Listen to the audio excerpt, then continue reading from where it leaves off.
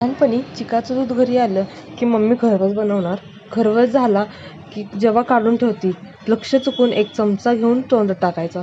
जोपर्यंत जीभ भाजत नाही तोपर्यंत मनाचं समाधान होत नाही. तर तीच मला गोष्ट आठवली आणि माझ्याकडे चिकाचं दूध होतं. म्हणलं तुमच्यासोबत गोष्टही शेअर करावी आणि रेसिपीसुद्धा. पण तुम्ही ही रेसिपी रिट्राय करू शकत नाही आहे का ते शेवट सांगते.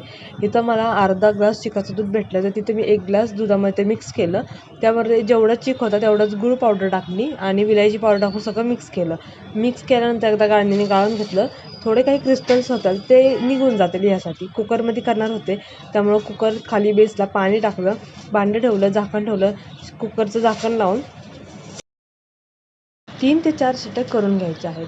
आता याआधी तुम्हाला मी हे सांगते की चॅनलला आपल्या सबस्क्राईब करा, लाईक करा आणि तुम्हाला व्हिडिओ कसे वाटतात कॉमेंट्समध्ये सांगायला अजिबात विसरू नका.